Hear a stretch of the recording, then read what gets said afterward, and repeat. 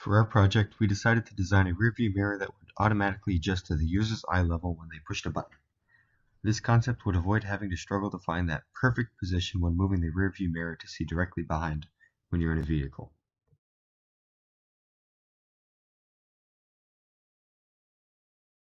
As you can see here, we have a breadboard, a feather, jumper wires, 2 motors, a box to serve as a mirror housing, 2 blocks on the side just for weight distribution, a stick in the back just to help the mirror balance, and reflective paper to serve as a mirror.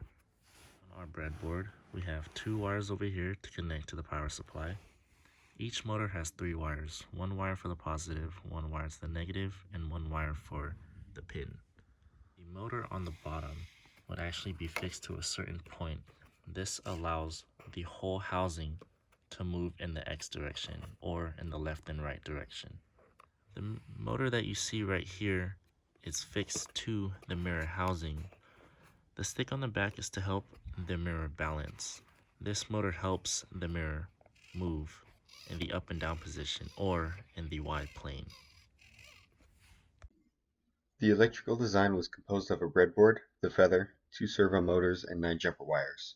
Each motor used 1 pin on the feather, and the motors were powered by a DC power supply in the lab that was set to 5 volts. A computer with a webcam runs the first code, which locates the user's face from a captured image and sends the coordinates to the feather. The second code uses those coordinates to calculate the horizontal and vertical angles for the mirror and adjusts it accordingly. The first code was taken from a tutorial on the OpenCV website. It uses cascades to detect faces and eyes, then shows the results on the screen. We modified the code to output the X and Y coordinates to a text file on the feather. The second code is broken up into 2 main functions. The first one reads the coordinates from the text file and assigns the values to variables. These variables are passed through to the second function to make calculations. The X, Y, and Z coordinates of the mirror are measured relative to the camera and set as static values, which would make things easier if implementing this design into different vehicles.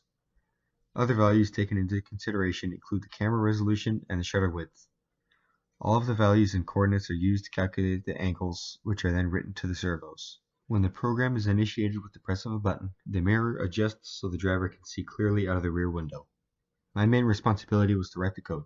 I started by looking into how to detect faces, which didn't seem possible on the feather without special equipment.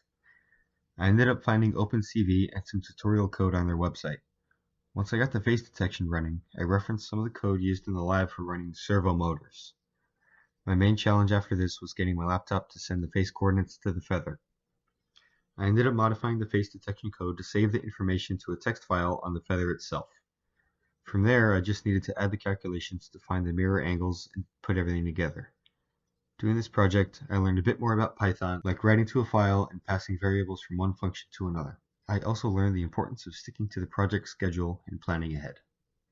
My name is Trinity, and the role in my group was to design the actual prototype or the project. As you can see here, this is the mirror with the mirror housing. Along with it are both motors to spin in the X direction, and also this one to help spin in the Y direction.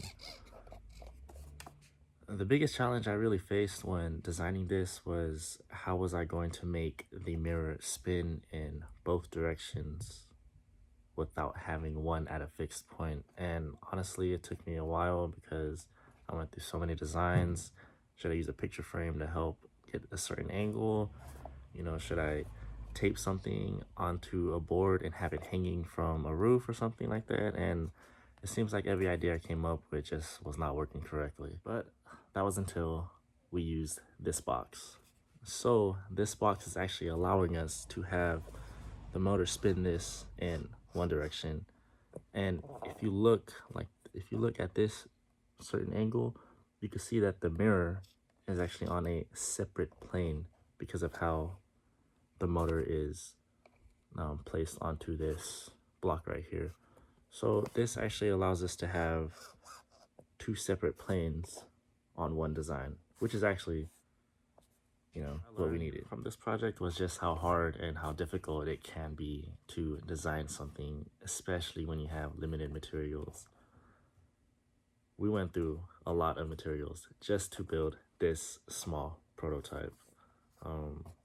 every time we would try something else, it just wouldn't work correctly or it wouldn't sit right or the material wasn't reflective enough or when you set it down, it would kind of lean a little bit and it just looked off. And I actually really enjoyed this whole project because, it actually taught me a lot